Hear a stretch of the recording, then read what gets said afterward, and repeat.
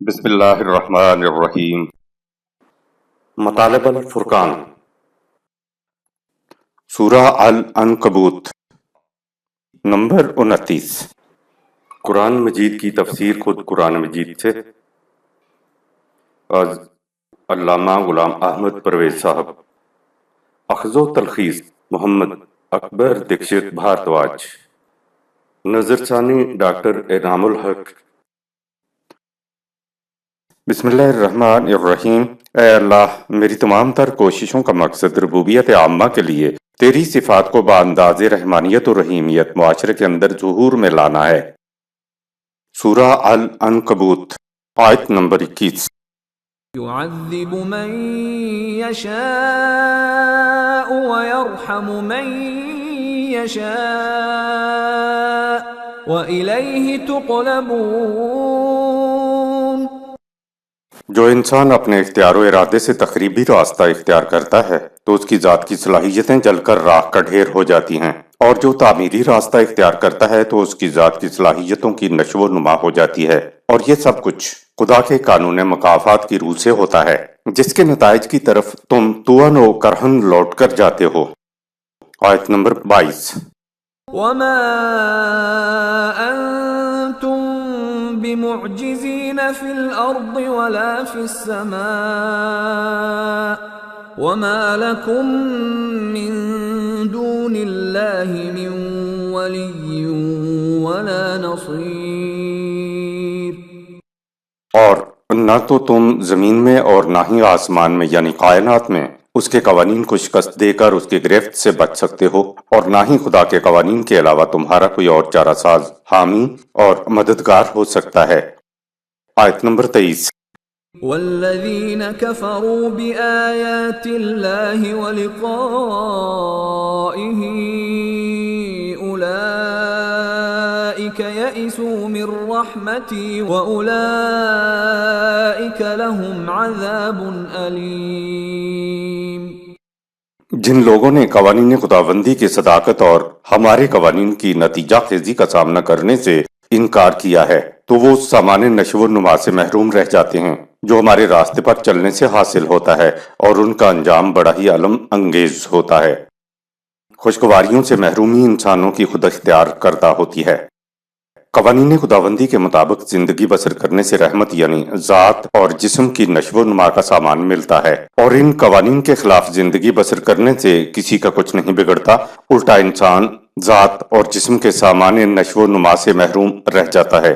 اس کو دنیا کا عذاب بھی کہتے ہیں۔ مثال کے طور پر ایک شخص کمرے سے آوازیں لگاتا ہے کہ اندر آؤ اور مٹھائی لے لو، باہر کھڑا شخص کہتا ہے کہ میں اندر نہیں جاؤں گا، تو وہ مٹھائی سے محروم رہ جائے گا۔ یہ محرومی کفر ہے۔ یہ محرومی کوئی شخص اس پہ خارج سے طاری نہیں کر رہا، بلکہ اس کے کمرے کے اندر نہ جانے میں اس کی محرومی پوشیدہ ہے۔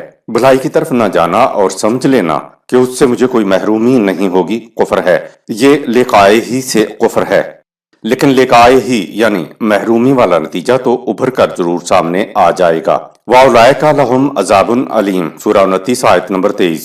یہی لوگ ہیں جو عذاب علیم میں مبتلا ہیں۔ انسان انسانیت کی سطح پر رہے تو کسی کا محکوم و محتاج نہیں رہتا۔ انسان سے نچلی سطح حیوانی زندگی کی سطح ہے۔ حیوانی سطح پر غیرت یا احساس عزت نفس نہیں ہوتا۔ ایک شخص یا قوم جب حیوانی سطح پر پہنچ جائے تو اس میں غیرت اور حمیت نہیں رہتی اور نہ عذاب کا احساس رہتا ہے۔ ایسی قوم پھر زندہ نہیں ہے، وہ مردہ ہو چکی ہوتی ہے، وہ عذاب علیم میں مبتلا ہوتی ہے۔ 5000 سال پہلے حضرت ابراہیم علیہ السلام نے قوم کو انسانیت کی سطح پر لانے والا پیغام دیا۔ جس قوم کے اوپر مذہبی جنون طاری ہو جائے، اسلاف کو وہ خدا بنا رکھیں، ان کے اعصاب پہ اسلاف کی عقیدت طاری ہو جائے، تو قرآن کہتا ہے کہ ساری واعظ و نصیحت کا ان پر رد عمل یہ ہوتا ہے کہ واعظ و نصیحت کرنے والے کے خلاف عوام کو مشتعل کر دیا جاتا ہے۔ آیت نمبر 24۔ فما كان جواب قومه إلا أن قالوا اقتلوه أو حرقوه فأنجاه الله من النار إن في ذلك لآيات لقوم يؤمنون۔ तो इब्राहिम अलैहिस्सलाम की कौम का जवाब तो बस ये था कि इब्राहिम अलैहिस्सलाम को कत्ल कर दो या उसे जिंदा आग में जला दो। तो अल्लाह ने उसे उनके इंतकाम की आग से निजात दी। सूरह 21 आयत नंबर 68, सूरह 21 आयत नंबर 70, सूरह 37 आयत 96-97 और सूरह 2 आयत 260। इस वाक़या में भी उन लोगों के लिए सामान्य बसीरत है जो हमारे कवानीन की सदाकत पर ईमान रखते हैं। आयत नंबर 25। وقال إنما اتخذتم من دون الله أوثانا مودة بينكم في الحياة الدنيا ثم يوم القيامة يكفر بعضكم ببعض ويلعن بعضكم بعضا ومأواكم النار وما لكم من ناصرین۔ اور ابراہیم علیہ السلام نے کہا کہ تم نے خدا کی اطاعت چھوڑ کر جو بتوں کی پرستش اختیار کر رکھی ہے تو یہ محض اس لیے ہے کہ ان کی عظمت کا عقیدہ دنیا میں تمہارے قومی اتحاد کا باعث ہے، لیکن جب دنیا و آخرت میں تمہاری غلط روش کے تباہ کن نتائج سامنے آئیں گے تو اتحاد کی بجائے تم ایک دوسرے کے مخالف ہو جاؤ گے اور تم ایک دوسرے سے الگ ہو جاؤ گے، اور تباہ کر دینے والا ٹھکانہ تمہاری صلاحیتوں کو جلا کر راکھ کر دے گا۔ اس وقت تمہارا حامی و ناصر کوئی نہیں ہوگا۔ عقائد فرقوں میں اتحاد کا موجب ہوتے ہیں۔ فرقے کی بنیاد مخصوص طبقے کے اسلاف ہوتے ہیں، ان کی عقیدت کے اشتراک سے یہ آپس میں جڑے رہتے ہیں۔ مثلا حنفی، شافعی، حنبلی اور مالکی سب ایک الگ الگ جھاڑو کے تنکے ہیں۔ ہر فرقہ اپنے اپنے اسلاف کی عظمت کو اس لیے بلند رکھتا ہے تاکہ گروہ بندی قائم رہے۔ ان کے اندر دنیا کی عظمت میں آپس کی محبت دنیاوی مفاد کے لیے ہوتی ہے۔ ایک ہی فرقے کے لوگ آپس میں لڑتے ہیں، جھگڑتے ہیں، لیکن فرقے پر بات آ جائے تو یہ جھاڑو کا بنڈل ثابت ہوتے ہیں۔ سلف صالحین کی عظمت ان کو جھاڑو کے بنڈل سے الگ نہیں ہونے دیتی۔ دنیا و آخرت میں حقائق سامنے آنے پر تم ایک دوسرے پر لعنتیں برساؤ گے۔ قرآن میں دوسرے مقامات پر ان کے مکالمے ہیں کہ تم نے ہمیں لیڈر کیوں بنایا؟ پیروکار جواب دیں گے کہ تم ہمیں چکمے دیا کرتے تھے۔ اس آیت میں بھی قرآن یہی بتا رہا ہے کہ حقائق کے سامنے آنے پر تم جھگڑتے پھرو گے اور کوئی مدد کرنے والا نہیں ہوگا۔ آیت نمبر 26۔ فآمن له لوط وقال إني مهاجر إلى ربي إنه هو العزيز الحكيم۔ ابراہیم علیہ السلام پر صرف لوط علیہ السلام نبوت ملنے سے پہلے ایمان لایا، اور ابراہیم علیہ السلام نے ہجرت کرتے ہوئے کہا میں خدا کے نظام ربوبیت کے قیام کے لیے کسی سازگار ماحول کی تلاش میں نکل کر جا رہا ہوں۔ میرا خدا غلبہ و قوت اور حکمت دونوں کا مالک ہے۔ ظاہر ہے کہ غلبہ و قوت کے بغیر نظام ربوبیت قائم نہیں کیا جا سکتا، تو حکمت کا تقاضا تھا حضرت ابراہیم علیہ السلام کوئی اور سازگار خطہ زمین تلاش کرتے۔ اس موقع پر کہا انی مہاجرن الی ربی، سورہ 37 آیت 99 اور سورہ 29 آیت 26۔ میں چلا اپنے رب کی طرف۔ خدا کسی خاص مقام پہ نہیں ہے، وہ تو انسان کی رگے جان سے بھی قریب ہے۔ اس لیے رب کی طرف جانے سے مراد ہے کہ میں خدا کے نظام ربوبیت کے قیام کے لیے سازگار مقام کی طرف جا رہا ہوں۔ جا اس لیے رہا ہوں کہ انہ هو العزیز الحکیم، سورہ 19 آیت نمبر 26۔ وہ مجھے قوت و غلبہ عطا کرے گا، لیکن حکمت کے ساتھ عطا کرے گا، دھاندلی کے ساتھ عطا نہیں کرے گا۔ یہ دونوں صفتیں آسمانی یا پیغمبری انقلاب کے لیے ضروری ہیں، کیونکہ آسمانی انقلاب عزیز بھی ہوتا ہے اور حکیم بھی ہوتا ہے، دھاندلی نہیں ہوتا۔ آیت نمبر 27۔ وَوَهَبْنَا لَهُ إِسْحَاقَ وَيَعْقُوبَ وَجَعَلْنَا فِي ذُرِّيَّتِهِ النُّبُوَّةَ وَالْكِتَابَ وَآتَيْنَاهُ أَجْرَهُ فِي الدُّنْيَا وَإِنَّهُ فِي الْآخِرَةِ لَمِنَ الصَّالِحِينَ۔ اور ہجرت کے بعد ہم نے ابراہیم علیہ السلام کو اسحاق علیہ السلام جیسا بیٹا اور یعقوب علیہ السلام جیسا پوتا عطا کیا، اور اس کی نسل میں نبوت اور ضابطہ قوانین حکومت کو جاری رکھا، سورہ 4 آیت 54۔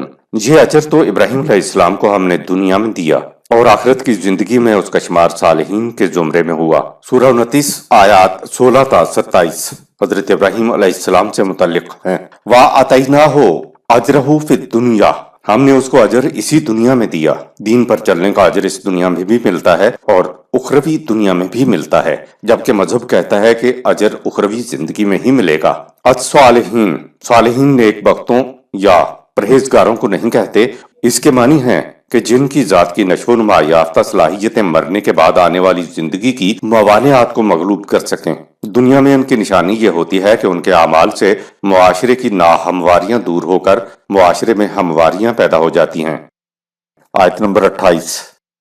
وَلُوطًا إِذْ قَالَ لِقَوْمِهِ إِنَّكُمْ لَتَأْتُونَ الْفَاحِشَةَ مَا سَبَقَكُمْ بِهَا مِنْ أَحَدٍ مِّنَ الْعَالَمِينَ.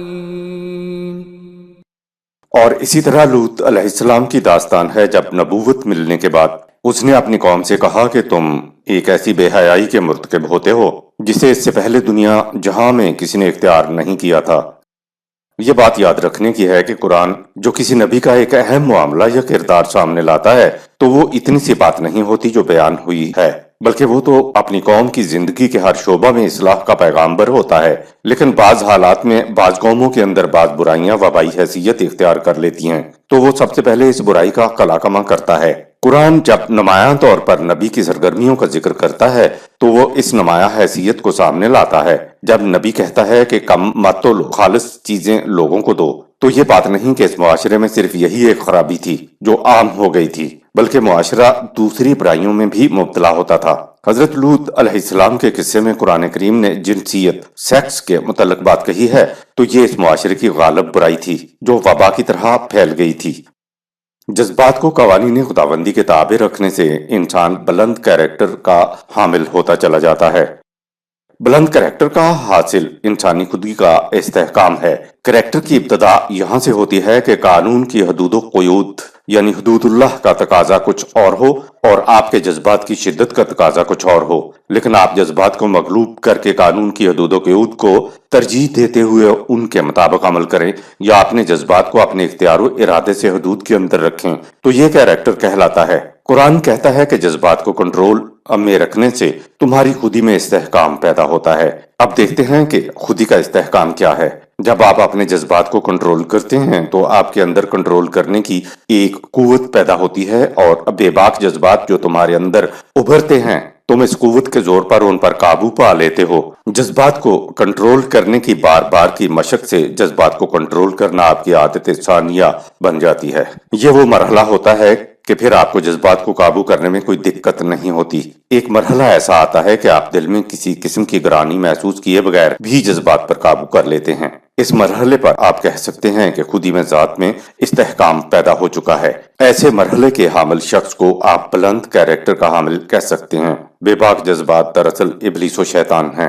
ان کو مغلوب کرنے کو رسول اللہ صلی اللہ علیہ وسلم کی زبان میں شیطان کو مسلمان کرنا کہتے ہیں. جب آپ خودی کی نشو و نما کی طرف جاتے ہیں تو قرآن کی اصطلاح میں اسے تزکیہ نفس کہا جاتا ہے. تزکیہ نفس یعنی قوانین خداوندی کے مطابق زندگی بسر کر کے خودی میں اس قدر استحکام آ جاتا ہے کہ پھر بے باک اور سرکش جذبات کو کنٹرول کرنے میں انسان کو کوئی دقت نہیں ہوتی. حیوان اور انسان کے جنسی جذبات میں فرق. حیوان اور انسان کے جنسیت کے جذبے میں بڑا فرق ہے. حیوان میں جنسیت کے جذبے کو خالق نے خود کنٹرول کیا ہوا ہے. بکرا سارا سال بکریوں میں گھومتا پھرے لیکن کسی بکری کی طرف جنسیت کی نظر سے نہیں دیکھتا. لیکن جب جفتی کا وقت میٹنگ سیزن آتا ہے تو کوئی جانور جنسیت پر کنٹرول نہیں کر سکتا. اختیار و ارادہ حیوانات میں نہیں ہے. اگر جنسیت پر کنٹرول نہ ہوتا تو حیوانات کی آبادی اتنی ہو جاتی کہ انسانوں کو رہنے کی جگہ ہی نہ ملتی. انسان کو خدا نے اختیار و ارادہ عطا کیا ہے جس سے یہ شرف انسانیت کا حامل ہو گیا ہے اور خدا اس کی آزادی کو برقرار بھی رکھنا چاہتا ہے. اس لیے اس کی جنسیت کے جذبے پر کنٹرول نہ رکھا گیا. یہ اپنے معاشی حالات کے پیش نظر حدود اللہ میں رہتے ہوئے خود فیصلہ کر سکتا ہے کہ اولاد کب چاہیے اور کب نہیں چاہیے. خدا نے انسان کے اختیار و ارادے کے اوپر کوئی جبر عائد نہیں کیا، اس کی آزادی کو زنجیریں نہیں پہنائیں. تو جو قدم بھی انسان کی جائز آزادی کو مقید کرنے کے لیے ہوگا وہ بارگاہ الہی میں سنگین ترین جرم ہوگا. انسان کی آزادی کا دوسرا نام شرف انسانیت ہے. اگر انسان پر غیر ضروری، ناجائز، خود ساختہ پابندیاں عائد کر دی جائیں تو یہ اپنے اختیار و ارادے سے غلط راستے نکال لیتا ہے۔ جنسیت کا جذبہ خود بیدار نہیں ہوتا، یا تو مد مقابل جنس کے سامنے آنے پر بیدار ہوتا ہے یا پھر ذہن میں آئے ہوئے خیالات سے بیدار ہوتا ہے۔ مد مقابل جنس کے سامنے آنے پر جنسیت کے جذبے کے بیدار ہونے کا تو یہ حل بتایا کہ شادی کرو تو پھر کوئی پابندی نہیں، اور ذہن میں آئے ہوئے خیالات کا حل یہ بتایا کہ خود ہی میں استحکام پیدا کرو تاکہ تم خود ایسے جذبات کو کنٹرول کر سکو۔ اور دوسری بات یہ کہ اپنی نگاہوں کو بے باک نہ ہونے دو۔ کچھ جذبات حیوانی سطح کے ہیں، مثلا کھانا پینا، سانس لینا، بھوک لگنا وغیرہ، یہ تمام از خود بیدار ہوتے ہیں۔ یہ انسان کے اختیار میں نہیں کہ چاہے تو بھوک پیاس لگے اور نہ چاہے تو نہ لگے۔ یہ حیوانی زندگی کے جذبات ہیں جو از خود ابھرتے ہیں۔ اس لیے اگر حلال نہ ملے تو خدا نے ضرورت پر حرام کھانے کی بھی اجازت دی ہے، لیکن جنسیت کے معاملے میں خدا نے حرام کاری کی اجازت نہیں دی ہے۔ اگر انسان حیوانی سطح کی زندگی بسر کر رہا ہوگا تو اس کو کوئی قانون نہیں روک سکتا۔ بھوکے بیل کو کیا معلوم کہ مالک کے کھیت سے کھانا ہے، دوسرے کے کھیت سے نہیں کھانا ہے۔ اگر انسان انسانیت کی سطح پر زندگی بسر کر رہا ہوگا تو اس کی مستحکم خودی اسے ناجائز سے روک دے گی۔ جتنی کنٹرول کی قوتیں مستحکم ہوتی چلی جائیں گی، اتنا ہی انسان انسانیت کی صف میں اونچا ہوتا چلا جائے گا۔ جب کوئی قوانین خداوندی کے مطابق زندگی بسر کر کے اپنے اندر کنٹرول کی قوت کو بڑھا لیتا ہے تو تخلیق کی طرف تو یہ خود بخود آ جائے گا۔ حیوانی سطح زندگی میں صرف تولید ہی تولید ہے، لیکن اغلام بازی میں تولید بھی نہیں ہے۔ انسانیت کی سطح تو بہت بلند ہے، اغلام میں تو حیوانی سطح کی زندگی کا مقصد بھی باقی نہ رہا۔ ایسی زندگی ازل اور سافلین ہے۔ آج کئی ملکوں میں اغلام بازی کو قانونی تحفظ دے کر جائز قرار دے دیا گیا ہے۔ لگتا ہے کہ انسانیت حیوانی زندگی سے بھی گئی گزری پست زندگی کی طرف جانے کے لیے بے قرار ہے۔ ثم رددناہ اسفلا، سورہ 95 آیت نمبر 5۔ پہلے یہی سمجھ میں آتا تھا کہ یہ حیوانی زندگی ہے، لیکن سافلین سورہ 95 آیت نمبر 5 اور بلہم ازلو سمجھ میں نہیں آتا تھا کہ یہ کون سی زندگی ہے۔ سافلین اور بلہم ازلو زندگی کے بارے میں ملاحظہ فرمائیں سورۃ الاعراف کی آیت نمبر 189 کے تحت۔ یوں تو مغرب کے محققین ڈاکٹر جے ڈی اینون کی تحقیق نے بتایا ہے کہ فری سیکس سوسائٹی زیادہ سے زیادہ 3 نسلوں تک تو عروج پر رہ سکتی ہے، اس کے بعد ایسا معاشرہ روبے زوال ہو جاتا ہے۔ ہم کسی محقق کی تحقیق کی وجہ سے فری سیکس بغیر الحق کو معیوب نہیں سمجھتے، ہم تو اس کے لیے معیوب اور گناہ سمجھتے ہیں کہ قرآن اس سے دور رہنے کی تلقین کرتا ہے۔ آیت نمبر 29۔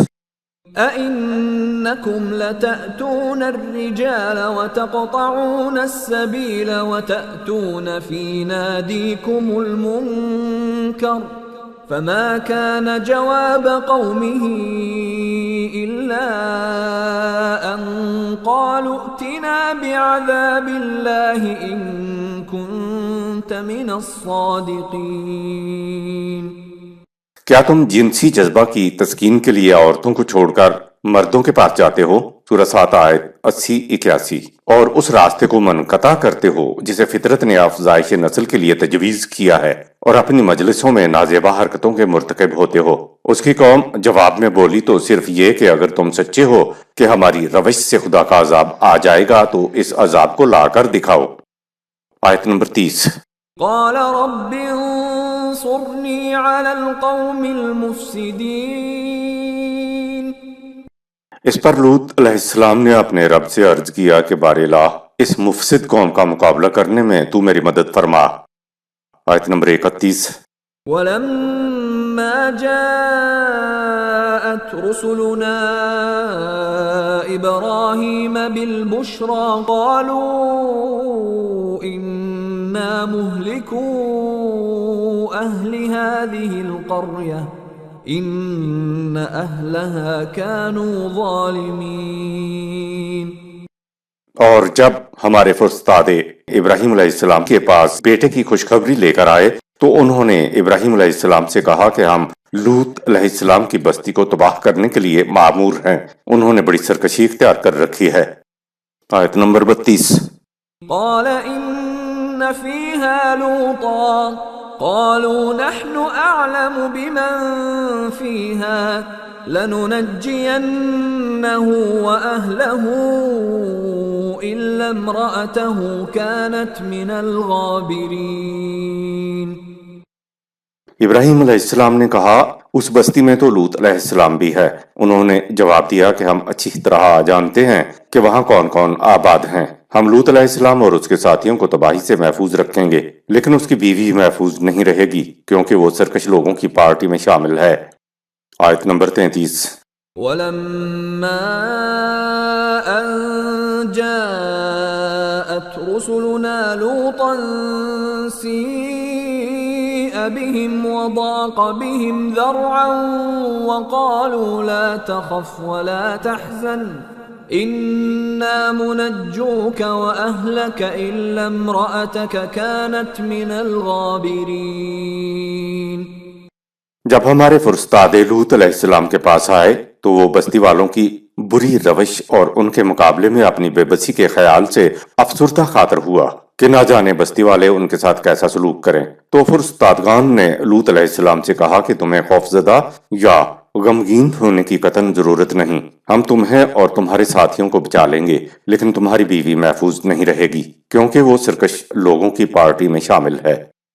خدا نے اپنے فرستادوں کے ذریعے حضرت ابراہیم علیہ السلام کو بیٹے کی بشارت دی۔ حضرت ابراہیم علیہ السلام کے پاس 2 فرستادے آتے ہیں اور انہیں ایک بیٹے کی بشارت دیتے ہیں۔ سورہ 51 آیات 24 تا 30، سورہ 29 آیت 31، سورہ 15 آیات 51 تا 56 اور سورہ 11 آیات 69 تا 73۔ ابراہیم علیہ السلام پوچھتے ہیں کہ کس لیے آئے ہو اور کیا ارادہ ہے؟ وہ بتاتے ہیں کہ ہم لوط علیہ السلام کی طرف جا رہے ہیں، اور مزید بتاتے ہیں کہ قوم لوط علیہ السلام تباہی کے کنارے پہنچ چکی ہے، اور یہ کہ لوط علیہ السلام اور اس کے ساتھیوں کو تباہی سے بچا لیا جائے گا۔ نبوت سے پہلے یا بعد میں حضرت لوط علیہ السلام فلسطین اور شام کو چھوڑ کر اس جگہ آ گئے جسے آج بحر میت کہتے ہیں۔ یہ علاقہ اسی زمانے میں تباہ ہوا۔ آتش فشاں پہاڑ سے گندک وغیرہ کا لاوا نکلا۔ اس جگہ جو جھیل بن گئی ہے وہ بالکل گندک آلودہ ہے، وہاں کوئی زندگی نہیں، اور ارد گرد کے علاقے پتھر ہو چکے ہیں۔ انگریزی میں اس علاقے کو سدوم کہتے ہیں۔ خدا کے فرستادوں کو قرآن نے رسولنا کہا ہے، سورہ 11 آیت 69 تا 73، سورہ 29 آیت 31، کہ ہماری طرف سے بھیجے گئے۔ آیات سورہ 51 آیات 24 تا 30، سورہ 15 آیات 51 تا 56، سورہ 29 آیت نمبر 31، سورہ 11 آیت نمبر 69 میں جو کچھ بیان ہوا ہے اس کا تعلق نبوت کے احاطہ سے ہے، اور ہم اس دنیاوی شعور کی سطح پر نہیں سمجھ سکتے کہ حضرت ابراہیم علیہ السلام بھی نبی ہیں اور حضرت لوط علیہ السلام بھی نبی ہیں۔ ان پر وحی آتی تھی، لیکن خدا اپنے فرستادگان کو بھیج رہا ہے۔ وہ آ کے پہلے ابراہیم علیہ السلام کو بیٹے کی بشارت دیتے ہیں۔ ظاہر ہے کہ بشارت تو وہ خدا ہی کی طرف سے دے سکتے تھے، لہٰذا بات صرف اتنی سی ہے کہ فرستادوں کے ذریعے ایک نبی کو بشارت دلائی جا رہی ہے۔ فرستادے انسان تھے نہ کہ فرشتے۔ ہمارے ہاں کہا جاتا ہے کہ یہ فرشتے آئے تھے اور انہوں نے بشارت دی تھی۔ پہلی بات یہ کہ فرشتہ تو ہر نبی پر وحی لے کر آتا تھا، تو پھر یہ کہنے کے لیے فرستادے کیوں آئے؟ فرشتوں والی بات ہی نہیں ہے، کیونکہ حضرت ابراہیم علیہ السلام نے تو ان سے آتے ہی کہا تھا کہ سلامن، سورہ 11 آیت 69، سورہ 15 آیت 52، سورہ 51 آیت نمبر 25، کہ بیٹھیے، تشریف رکھیے اور کھانا کھا کر جائیے۔ وہ تو فرشتوں کے لیے کھانا پکوا رہے تھے، سورہ 51 آیت نمبر 26۔ اگر فرشتے تھے تو کیوں کھانا پکوا رہے تھے؟ فرشتوں والی بات تو افسانہ تراشی ہے۔ خدا نے صرف یہ کہا کہ یہ ہمارے بھیجے ہوئے تھے، وہ آنکھوں سے نظر آ رہے ہیں۔ ابراہیم علیہ السلام ان سے باتیں کر رہے ہیں۔ حضرت ابراہیم علیہ السلام کی بیوی ان کی باتیں سن کر ہنس پڑتی ہیں، یعنی ان کی آواز کو بیوی نے بھی سنا۔ پھر وہ حضرت لوط علیہ السلام کی طرف جا رہے ہیں، تو بات یہ ہے کہ وہ خدا کے بھیجے ہوئے انسان نبی تھے۔ اس زمانے میں کریا کریا بستی بستی نبی ہوتے تھے۔ یہ بات کہ خدا نے انہیں پیغام دینے کے لیے ایک نبی کی طرف بھیجا تو وہ خود بھی نبی ہوں گے۔ پھر وہ قوم لوط کی طرف جاتے ہیں جہاں پہلے سے ہی ایک نبی موجود ہے، اور لوط علیہ السلام سے کہتے ہیں کہ تیری قوم کی تباہی کا وقت آ گیا ہے۔ بہرحال نبوت، وحی اور اس سے متعلقات کی جتنی چیزیں ہیں ان کو غیرز نبی نہیں سمجھ سکتا۔ یہ خاصہ نبوت ہے، جو پیغام ہمیں نبوت کے ذریعے ملتا ہے اسے ہم سمجھ سکتے ہیں، لیکن یہ مقامات نبوت یا کیفیت، نوعیت اور ماہیت وحی کو غیرز نبی نہیں سمجھ سکتا۔ اس لیے ایسے مقامات سے ہم یہ کہہ کر گزر جائیں گے کہ ان کا تعلق خاصہ نبوت سے ہے۔ ہم نہیں سمجھ سکتے، لیکن ہم افسانہ تراشی سے گریز کریں گے، کیونکہ نبوت خاصہ نبوت اور وحی ہمارے ذہن کی حد سے ماورا بات ہے۔ دوسری بات قرآن کریم نے یہ بتائی کہ ہدایت کے معاملے میں تعلقات اور رشتہ داریوں کا کوئی تعلق نہیں ہے۔ حضرت نوح علیہ السلام باپ ہیں لیکن ڈوبتے بیٹے کے وہ کچھ کام نہیں آ رہے ہیں۔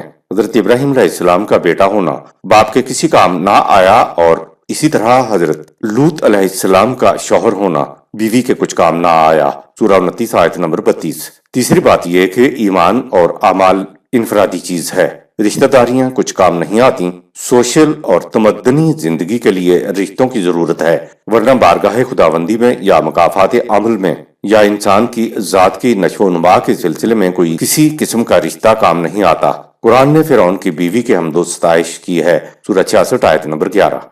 وہ مومنہ تھی، اور جس قدر حالات اجازت دیتے ہوں گے وہ فرعون کی بیوی ہوتے ہوئے بھی اپنی ذات کی نشو و نما کے لیے کچھ نہ کچھ تو کرتی ہوں گی۔ اسی لیے تو اس باہمت خاتون کی داستان کو قرآن کریم کی دفتین میں محفوظ کر لیا گیا ہے۔ یہ اس خاتون کے لیے بڑی عظمت کی بات ہے۔ یہاں سے ہم سمجھتے ہیں کہ اجتماعی کی بجائے انفرادی طور پر بھی جس قدر قرآنی احکام پر عمل کیا جا سکے، عمل کر کے اپنی ذات کی نشو و نما بھی کی جا سکتی ہے۔ لیکن قرآنی نظریے کے بھرپور نتائج اجتماعی طور پر معاشرے میں تب ابھر کر سامنے آئیں گے جب اجتماعی طور پر قرآنی نظام تشکیل کر کے نظام کی اجتماعی طور پہ اطاعت کی جائے، لہذا انفرادی طور پر بھی مومن یا مومنہ ہوا جا سکتا ہے۔ آیت نمبر 34۔ إنا منزلون على أهل هذه القرية رجزا من السماء بما كانوا يفسقون۔ ان بستی والوں پر خدا کے قانون مکافات کی روح سے فضائے آسمانی سے سخت تباہی نازل ہونے والی ہے، کیونکہ وہ بڑی غلط راہوں پر چل رہے ہیں۔ بستی والوں کو فرستادوں نے ہلاک نہیں کیا بلکہ خدا نے ہلاک کیا۔ ہم اس بستی والوں پر ان کی سرکشیوں کی پاداش میں آسمان سے ایک تباہی نازل کرنے والے ہیں۔ سورہ 29 آیت نمبر 33 میں فرستادوں نے کہا ہم تم کو اور تمہارے ساتھیوں کو بچا لیں گے۔ سورہ 29 آیت نمبر 32 میں فرستادوں نے کہا ہم اس کو اور اس کے ساتھیوں کو بچا لیں گے۔ سورہ 29 آیت نمبر 31 میں فرستادوں نے کہا ہم اس بستی والوں کو ہلاک کر دینے والے ہیں۔ آیات سے تو معلوم ہوتا ہے کہ فرستادے بچا لیں گے اور ہلاک کر دیں گے۔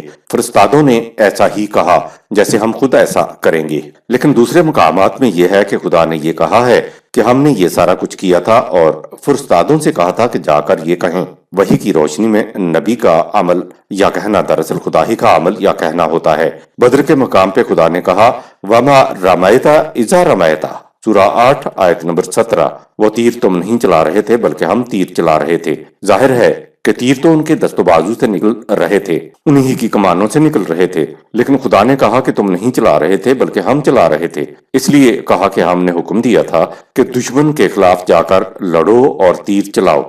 صحابہ کرام کے تیر چلانے کو خدا نے اپنی طرف منسوب کر لیا، کیونکہ صحابہ کرام اللہ کے حکم کی تعمیل کر رہے تھے۔ آج بھی حکومت یا عدالت کی طرف سے جو سپاہی احکام لے کر آتا ہے تو اس کا اپنا کوئی اختیار، قوت اور طاقت نہیں ہوتی کہ وہ آپ کو گرفتار کر لے۔ عملی طور پر تو وہ سپاہی گرفتار کر رہا ہوتا ہے، لیکن گرفتاری کا حکم تو حکومت کا یا عدالت کا ہوتا ہے جس کی وہ تعمیل کر رہا ہوتا ہے۔ ایسے موقع پر سپاہی کہے کہ میں تمہیں گرفتار کرتا ہوں تو گرفتار کرنا سپاہی کا نہیں بلکہ حکومت یا عدالت کا فعل شمار ہوگا۔ اگرچہ گرفتار کرنا سپاہی کا جسمانی فعل، فزیکل ایکشن ہوگا۔ اگر عدالت کے پروانے کے بغیر سپاہی ایسا کرے تو حد سے بے جا کے اندر وہ خود قید خانے میں ڈالا جا سکتا ہے۔ انبیاء کرام جو کہتے تھے یا کرتے تھے وہ خدا کے حکم کی تعمیل میں کرتے یا کہتے تھے، اس لیے خدا ان کے فعل کو براہ راست اپنی طرف منسوب کر لیتا ہے۔ صلح حدیبیہ کے موقع پر بیعت کرتے ہوئے صحابہ کرام رضوان اللہ علیہم کے ہاتھ کے اوپر رسول اللہ صلی اللہ علیہ وسلم کا ہاتھ تھا، تو کہا تمہارے ہاتھ کے اوپر نبی کا ہاتھ نہیں تھا بلکہ یہ خدا کا ہاتھ تھا۔ خدا کا تو ہاتھ ایسا ہوتا ہی نہیں کہ وہ ہاتھ پہ ہاتھ رکھے، تو نبی اکرم صلی اللہ علیہ وسلم کے ہاتھ کو خدا نے اپنا ہاتھ کہا اور بیعت کی اہمیت بتانے کے لیے کہا تھا۔ رسول اللہ صلی اللہ علیہ وسلم من جانب اللہ بیعت لے رہے تھے۔ اسی طرح دوسرے مقام پہ ہے کہ اللہ نے مومنین کے مال اور جان خرید لیے، تو یہ خریداری بھی رسول اللہ صلی اللہ علیہ وسلم کے ہاتھوں عمل میں آئی تھی، کیونکہ خریداری کا عمل تو کسی محسوس شخصیت کے ذریعے ہونا تھا۔ اس موقع پہ خدا نے خریداری کو اپنی طرف منسوب کر لیا۔ یہی وجہ ہے کہ رسول اللہ صلی اللہ علیہ وسلم کی اطاعت دراصل خدا کی اطاعت تھی۔ آج بھی نظام خداوندی قائم ہو تو اس کے سربراہ کی اطاعت خدا کی اطاعت ہوگی، کیونکہ قرآن نے تو یہ کہا ہے کہ کسی بشر کو یہ حق حاصل نہیں، خواہ اس کو ہم نبوت بھی کیوں نہ دے دیں، کہ وہ دوسروں سے کہے کہ تم میری اطاعت کرو۔ سورہ 3 آیت نمبر 78۔ لہٰذا خدا کے فرستادے یا نبی کہیں کہ ہم یہ کر رہے ہیں یا یہ کریں گے تو وہ ایسی ہی صورت ہے جیسی کسی حکومت یا عدالت کے حکم کی تعمیل ہوتی ہے۔ یہ خود نہیں کرتے اور نہ ان کو یہ اختیار ہوتا ہے۔ آیت نمبر 35۔ وَلَقَدْ تَرَكْنَا مِنْهَا آيَةً بَيِّنَةً لِقَوْمٍ يَعْقِلُونَ۔ وہ قوم تباہ ہو گئی، ان کی داستان میں بھی ہم نے عقل و فکر سے کام لینے والوں کے لیے خدا کے قانون مکافات عمل کی صداقت اور اس کی محکمیت کی واضح نشانی باقی رکھی ہے۔ آیت نمبر 26۔ وَإِلَى مَدْيَنَ أَخَاهُمْ شُعَيْبًا فَقَالَ يَا قَوْمِ اعْبُدُوا اللَّهَ وَارْجُوا الْيَوْمَ الْآخِرَ وَلَا تَعْثَوْا فِي الْأَرْضِ مُفْسِدِينَ۔ اور اسی طرح ہم نے اہل مدین کی طرف ان کے بھائی بندوں میں سے شعیب علیہ السلام کو رسول بنا کر بھیجا۔ اس نے کہا، اے میری قوم کے لوگو، تم قوانین خداوندی کی اطاعت کرو اور دنیاوی زندگی کی خوشگواریوں کے ساتھ تم اخروی زندگی کی خوشگواریوں کی بھی آرزو کرو۔ اس کا طریقہ یہ ہے کہ تم ملک میں معاشی ناہمواریاں نہ پیدا کرتے پھرو۔ آیت نمبر 37۔ فَكَذَّبُوهُ فَأَخَذَتْهُمُ الرَّجْفَةُ فَأَصْبَحُوا فِي دَارِهِمْ جَاثِمِينَ۔ انہوں نے شعیب علیہ السلام کی دعوت کی تکذیب کی تو انہیں زلزلہ کی تباہی نے اس طرح آ پکڑا کہ وہ اپنے گھروں میں اوندے منہ گرے ہوئے پائے گئے۔ انبیاء اکرام کی داستانوں میں انسانوں کے لیے عبرت ہے۔ قرآن کریم نے انبیاء اکرام کی تعلیم کے ان حصوں کو نمایاں طور پہ بیان کیا ہے جس میں انہوں نے زندگی کے مختلف گوشوں میں اصلاح کی۔ اگر انبیاء اکرام کی تعلیم جو قرآن میں بیان ہوئی ہے کو ایک جگہ جمع کر لیا جائے تو دین اسلام بن جاتا ہے۔ جو کام انبیاء اکرام نے فردن زندگی کے مختلف گوشوں میں کیا تھا وہ اجتماعی طور پر حضور صلی اللہ علیہ وسلم کے ہاتھ نظام خداوندی کی شکل میں متشکل ہوا۔ سورہ شعراء میں قریباً تمام انبیاء اکرام کی داستانیں آ گئی ہیں۔ ان میں حضرت شعیب علیہ السلام کا بیان نہیں آیا تھا جسے اب بیان کیا جاتا ہے۔ حضرت شعیب علیہ السلام حضرت موسیٰ علیہ السلام کے ہم عصر ہیں، گویا یہ 3500 سال پہلے کی داستان ہے۔ قرآن انبیاء اکرام کی داستانوں کو تاریخ کے طور پر بیان نہیں کرتا بلکہ مقصد یہ ہوتا ہے کہ جیسا انہوں نے کیا اس کا یہ اور یہ انجام ہوا، لہذا اس سے عبرت حاصل کرو۔ اگر تم نے بھی ان جیسی روش اختیار کی تو تمہارا حشر بھی وہی ہوگا۔ یہ بات یاد رہے کہ ہر نبی اسی قوم میں پیدا ہوتا تھا جس کے لیے اس نے بعد میں نبی کے طور پر مبعوث ہونا ہوتا تھا۔ اس اعتبار سے نبی کی قوم اس کی بھائی بند کہلاتے تھے، اخاہم شعیبن، کیونکہ نبی اس قوم میں سے ہوتا تھا۔ انبیاء اکرام کی مربوط داستان پڑھنے کے لیے علامہ پرویز کی کتابیں شعلہ مستور اور جوئے نور مطالعہ میں مفید رہیں گی۔ آیت نمبر 38۔ وعادا وثمود وقد تبين لكم من مساكنهم وزين لهم الشيطان أعمالهم فصدهم عن السبيل وكانوا مستبصرين۔ اور اسی طرح عاد و سمود کے ساتھ ہوا جن کی تباہی کی داستانیں ان کے مکانوں کے کھنڈرات سے تم پر واضح ہیں۔ ہوا یہ کہ ان کے سرکش جذبات شیطان ان کی غلط روش کو نہایت خوشنما بنا کر دکھاتے تھے اور انہیں صحیح راستے کی طرف آنے سے روکتے تھے، حالانکہ وہ بیوقوف نہیں بلکہ سب کچھ سمجھتے، سوچتے اور دیکھتے بھالتے تھے۔ قد تبینا لکم من مساکنہم، تم پر ان کے مکانات کے کھنڈرات سے واضح ہو جائے گا۔ 1400 سال پہلے قرآن نے کہا کہ ان کی داستان تم پر ان کے کھنڈرات یعنی آثار قدیمہ سے ظاہر ہو جائے گی۔ اس دور میں علم آثار قدیمہ یعنی آرکیالوجی کا نام و نشان بھی نہ تھا، لیکن قرآن نے یہ کہا کہ معلوم کرنا ہو کہ ان کا انجام کیا ہوا تو تم آرکیالوجی کے نقطہ نگاہ سے تحقیق کرو تو بات سمجھ میں آ جائے گی۔ تم ان کے کھنڈرات سے آنکھیں بند کر کے نہ نکل جاؤ، ان کے کھنڈرات کی ایک ایک اینٹ عہد گزشتہ کی پوری داستان اپنے اوپر منقوش رکھتی ہے، اسے ذرا چشمت بصیرت سے پڑھو۔ جاننا تو ضروری ہے لیکن جاننے کے بعد طبیعت کا مائل ہونا بھی ضروری ہے۔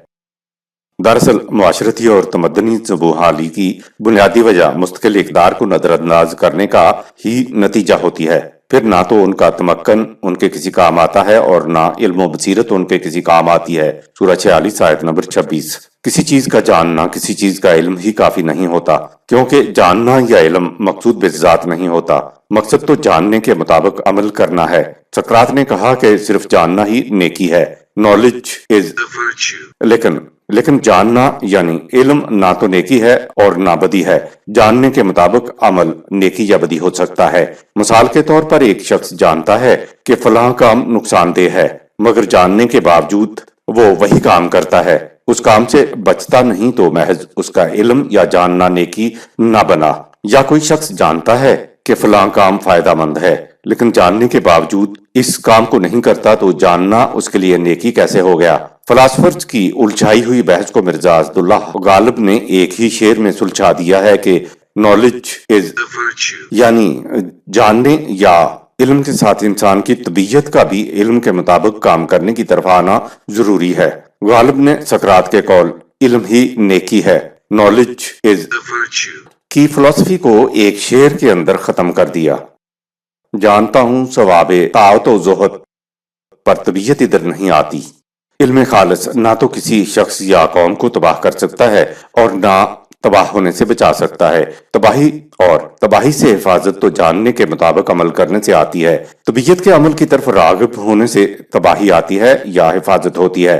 عمل سے پتہ لگے کہ قوم کا عمل تباہی کی طرف لے جائے گا یا حفاظت کی طرف لے جائے گا۔ تباہی اور حفاظت کا دار و مدار اس بات پر ہے کہ عمل قوانین خداوندی کے مطابق کیا گیا ہے یا انسانوں کے خود ساختہ قوانین کے مطابق کیا گیا ہے۔ جو قانون تمام انسانوں کی منفعت کے لیے ہو، وہ اما ما ینفع الناس فیمکث فی الارض، سورہ 13 آیت نمبر 17۔ بقا صرف اس عمل کو ہے جو تمام انسانوں کی منفعت کے لیے ہو، کے اصول پر کیا گیا ہو۔ ایسا قانون صرف خدا دے سکتا ہے۔ آپ دیکھتے ہیں کہ کتنے ہی مضر کام ہیں جنہیں جاننے کے باوجود انسان کرتا چلا جاتا ہے۔ مثلا سگریٹ و شراب نوشی کے مضرات کا علم انسان کو سگریٹ و شراب نوشی کرنے سے نہیں روکتا۔ انسان رکے گا تب جب طبیعت بھی رکنے کی طرف مائل ہو۔ لہٰذا تباہ و برباد ہونے والی اقوام جانتی تھیں کہ انجام برا ہوگا، لیکن ان کی طبیعت برے انجام سے بچنے کی طرف راغب نہیں ہوتی تھی۔ آیت نمبر 39۔ وقارون وفرعون وهامان وَلَقَدْ جَاءَهُم مُوسَى بِالْبَيِّنَاتِ فَاسْتَكْبَرُوا فِي الْأَرْضِ وَمَا كَانُوا سَابِقِينَ۔ اور اسی طرح قارون، فرعون اور حامان کی سرگزشت ہے۔ ان کی طرف موسیٰ علیہ السلام واضح قوانین اور دلائل لے کر آیا، لیکن وہ اپنی اس سرکشی سے باز نہ آئے جسے انہوں نے ملک میں عام کر رکھا تھا، اور وہ ہمارے قانون مکافات کی گرفت سے نہ بچ سکے۔ آیت نمبر 40۔ فَكُلًّا أَخَذْنَا بِذَنبِهِ فَمِنْهُمْ مَنْ أَرْسَلْنَا عَلَيْهِ حَاصِبًا وَمِنْهُمْ مَنْ أَخَذَتْهُ الصَّيْحَةُ وَمِنْهُمْ مَنْ خَسَفْنَا بِهِ الْأَرْضَ وَمِنْهُمْ مَنْ أَغْرَقْنَا وَمَا كَانَ اللَّهُ لِيَظْلِمَهُمْ وَلَكِنْ كَانُوا أَنفُسَهُمْ يَظْلِمُونَ۔ پس ہم نے تمام اقوام سابقہ کو ان کی غلط روش زندگی کی پاداش میں پکڑا۔ ان میں سے بعض پر آتش فشاں پہاڑوں سے پتھروں کی بارش ہوئی، اور بعض کو زلزلے کی سخت اور مہیب آواز نے آ پکڑا، اور بعض زمین میں دھنس کر نیست و نابود ہوئے، اور ان میں سے بعض کو ہم نے سمندر میں غرق کر کے ہلاک کیا۔ اور ایسا کبھی نہیں ہوا کہ خدا نے کسی پر کسی قسم کی زیادتی کی ہو، بلکہ ہلاک ہونے والے تو خود اپنے آپ پر اپنے غلط اعمال کی وجہ سے زیادتی کرنے والے بنے۔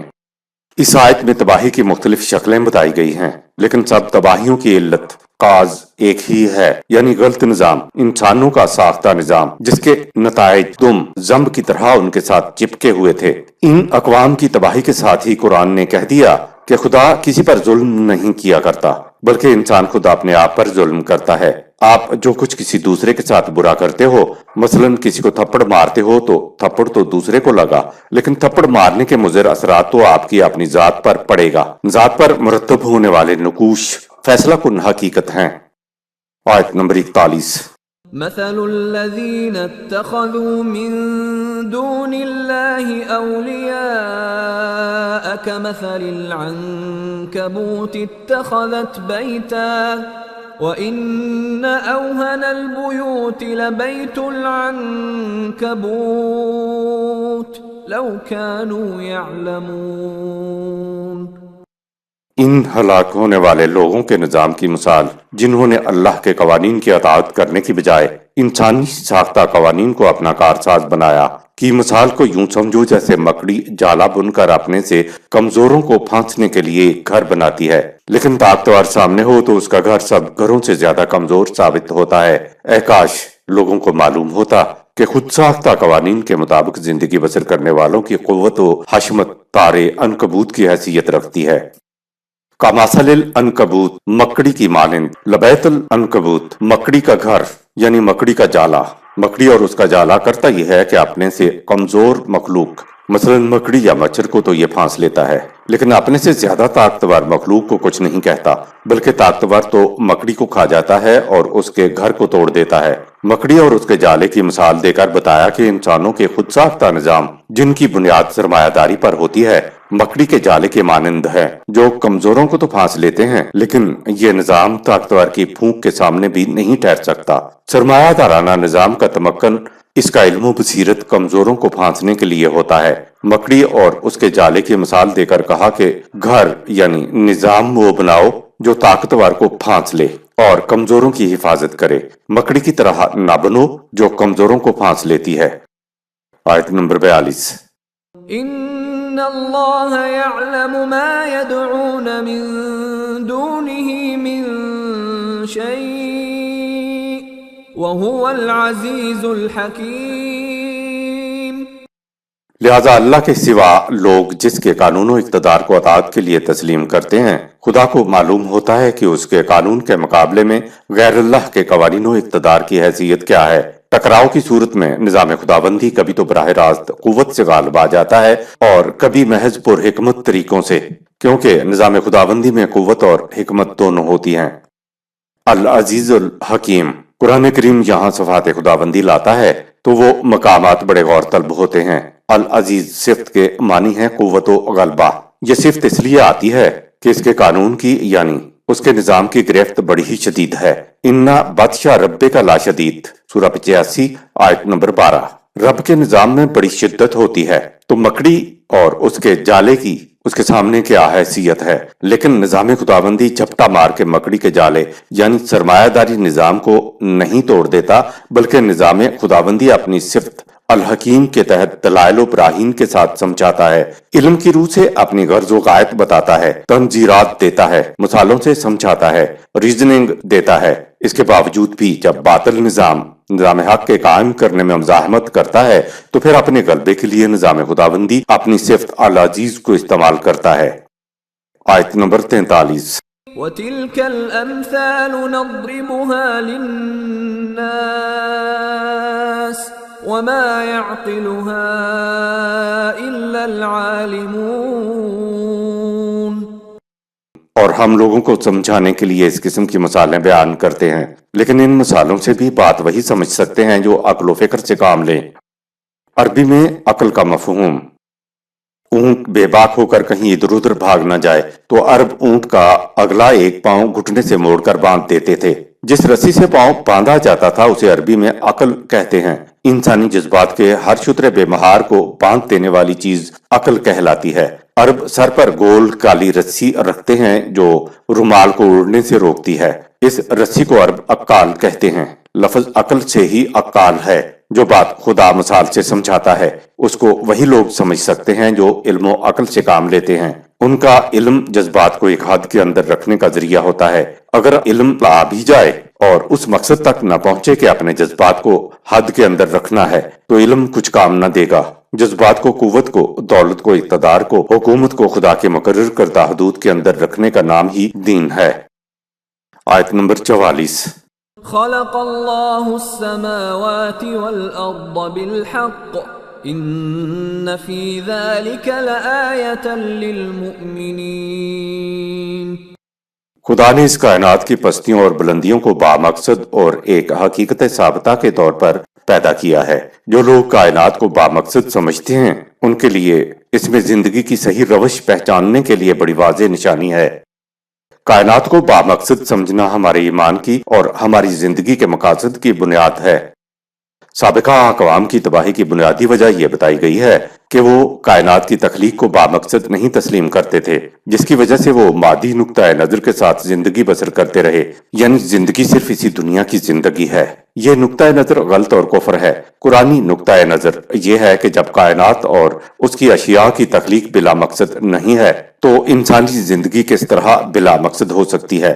جس طرح کائنات خدا کے لگے بندے قوانین کے تحت اپنی زندگی کا سفر طے کر رہی ہے، اسی طرح انسانی زندگی بھی برضا و رغبت قوانین خداوندی کے مطابق بسر ہونا چاہیے، تاکہ کاروان انسانیت بھی کائنات کی طرح اپنی زندگی کا سفر بامقصد طے کر سکے۔ انسانی زندگی یا ذات کی زندگی بسر کرنے کے لیے قوانین قرآن میں محفوظ ہیں۔ قرآن بات کو کائنات سے شروع کرتا ہے، کیونکہ جنہوں نے مادی نظریہ اختیار کیا ہے وہ بھی بات کو کائنات سے شروع کرتے ہیں۔ مادی نقطہ نظر والے کہتے ہیں کہ کائنات بلا مقصد ہے، اور قرآن کہتا ہے کہ کائنات بامقصد ہے اور بالحق ہے۔ اسی لیے انسانی زندگی یعنی ذات کی زندگی بھی بامقصد اور بالحق ہے۔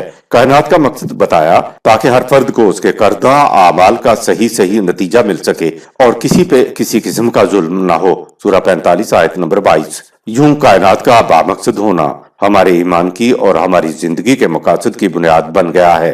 جن اقوام نے کائنات کو بے مقصد جانا تو انہوں نے اپنی زندگی کو بھی بے مقصد سمجھا، جس کی وجہ سے ان کے سامنے صرف مادی نقطہ نظر رہ گیا۔ مادی نقطہ نظر کی حامل اقوام سابقہ اسی دنیا میں ذلیل و خوار ہو کر تباہ ہوئیں۔ یقین نہ آئے تو ان کے کھنڈرات سے ان کی داستان پوچھ لو۔ اتلو ما اوحیہ، پارہ نمبر 21، آیت نمبر 45۔ اتل ما اوحی الیک من الکتاب واقم الصلاة ان الصلاة تنہی عن الفحشاء والمنکر ولذکر اللہ اکبر واللہ یعلم ما تصنعون۔ اے رسول صلی اللہ علیہ وسلم، جو قوانین تمہیں بذریعہ وحی دیے گئے ہیں ان کو لوگوں کے سامنے پیش کرتے رہو اور خود ان قوانین کے مطابق نظام صلاۃ قائم کرو۔ یقیناً نظام صلاۃ لوگوں کو فحشاء، بخیلی اور منکر سے روک دے گا۔ یہ نظام اسی صورت میں قائم ہو سکتا ہے جب انسانی معاشرے میں اقتدار اعلیٰ کی حیثیت خدا کے قانون کو حاصل ہو، اور تمہارے خود ساختہ قوانین اور نظام کیا کرتے ہیں خدا کو اس کا اچھی طرح علم ہے۔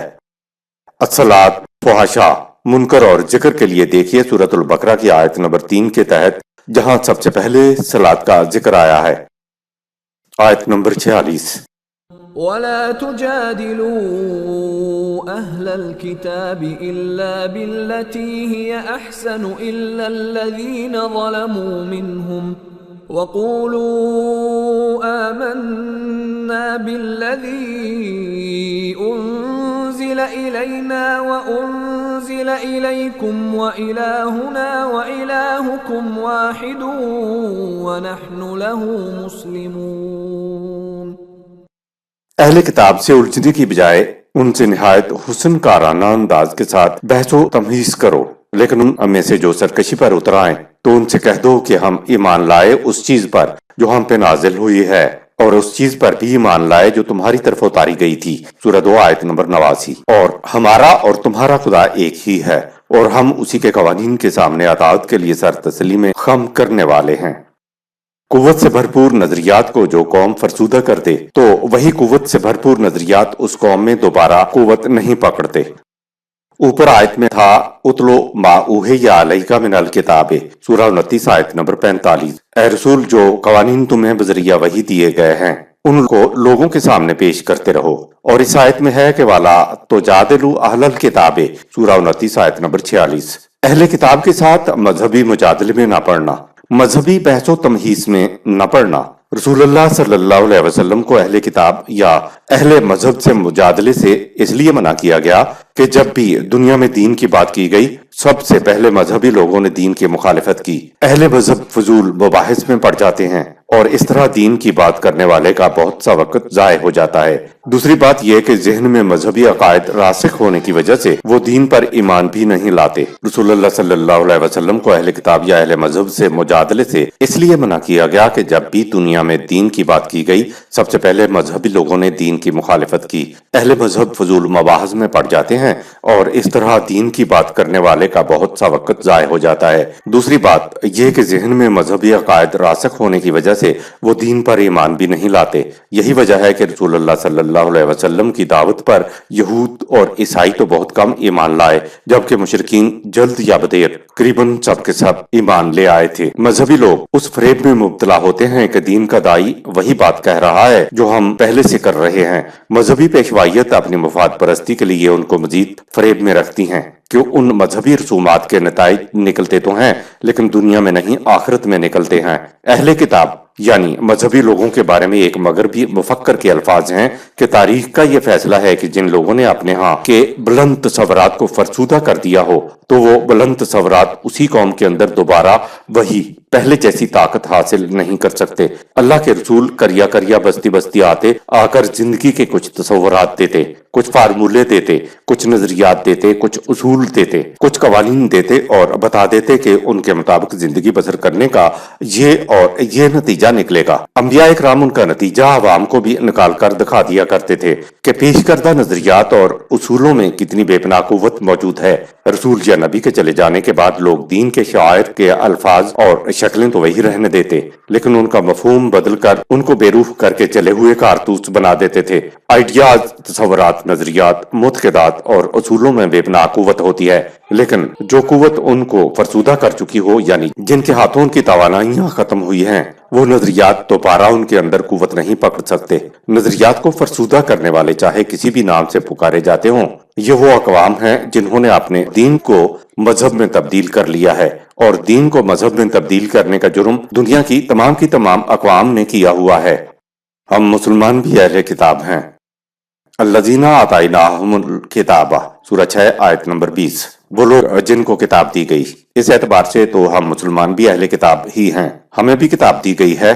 وہ جن کو ہم اہل کتاب سمجھتے ہیں وہ دین کو چھوڑ کر مذہب پہ آ گئے لیکن وہ کتاب کے مدعی رہے۔ ہم مسلمانوں کو بھی کتاب دی گئی، اس کو ہم نے ایک زمانے میں دین کی حیثیت سے لیا تھا، منشور کی حیثیت سے لیا تھا اور اس پہ عمل پیرا بھی ہوئے تھے، مگر پھر اسے چھوڑ کر روایات کو اوڑھنا بچھونا بنا کر اصل منشور کو فرسودہ بنا دیا اور دین کو مذہب بنا کر بیٹھ گئے ہیں۔ جب تک کوئی قوم فرسودہ نظریات کو چھوڑ کر توانائیوں سے بھرپور قرآنی نظریات کی طرف نہیں آئے گی وہ قوم کبھی بھی دنیا میں العالون نہیں ہوگی۔ سابقہ اہل کتاب کے پاس خدا کی کتاب اصلی حالت میں نہیں رہتی تھی تو دوسرا نبی وہی اصولی قوانین دیتا تھا جو کتاب کے منحرف ہونے سے پہلے دیے گئے تھے، اس لیے نبی کی ضرورت پڑتی تھی۔ اب نبی کی ضرورت نہیں رہی کیونکہ خدا کی کتاب اصلی حالت میں محفوظ ہے۔ قرآنی پیغام کو عام کرنے والا علامہ پرویز کوئی پہلا شخص نہیں ہے، اس سے پہلے بھی قرآنی آواز اٹھتی رہی ہے لیکن ان کی آواز کو مٹا دیا جاتا تھا۔ مثلا اصفہانی کی لکھی ہوئی 13 جلدوں پر محیط القرآن تفسیر کا ایک ورق بھی آج نہیں ملتا۔ مسلمان اہل کتاب یعنی مذہبی پیشواؤں نے اپنی کتابوں میں اپنی تفاسیروں میں چلتے چلتے اور گالی کے انداز میں ایسے لوگوں کا ذکر کیا ہے جنہوں نے صرف اور صرف خالص قرآنی پیغام کو عام کرنا چاہا۔ نہ صرف ان کی زبان بندی کر دی گئی بلکہ ان کی تحریر کا ایک ورق بھی نہ رہنے دیا۔ مذہب میں گم پیشوائیت خالص قرآنی آواز کے ساتھ یہ کچھ کرتی رہی ہے۔ مذہب میں صرف ماننا رہ جاتا ہے جس کا عملی مفہوم ہی کچھ نہیں ہوتا۔ آیت نمبر 47۔ وَكَذَلِكَ أَنزَلْنَا إِلَيْكَ الْكِتَابَ فَالَّذِينَ آتَيْنَاهُمُ الْكِتَابَ يُؤْمِنُونَ بِهِ وَمِنْ هَؤُلَاءِ مَن يُؤْمِنُ بِهِ وَمَا يَجْحَدُ بِآيَاتِنَا إِلَّا الْكَافِرُونَ۔ سابقہ انبیاء کو جس طرح ضابطۂ قوانین کی کتاب دی گئی اسی طرح ہم نے اس کتاب کو تیری طرف نازل کیا ہے جو سابقہ کتب کی تعلیم کی محافظ ہے۔ سورہ 5 آیت نمبر 48۔ سو اہل کتاب میں سے جو غور و فکر سے کام لیں گے وہ اس کتاب کی صداقت پر ایمان لے آئیں گے۔ ان کے علاوہ مشرکین عرب میں سے بھی اس کتاب پر ایمان لائیں گے۔ حقیقت یہ ہے کہ اس کتاب کی صداقت پر وہی لوگ ایمان نہیں لاتے جو غور و فکر کرنے کی بجائے اپنے کفر میں پڑے رہنے کا پختہ فیصلہ کر لیں۔ صدق اللہ العظیم۔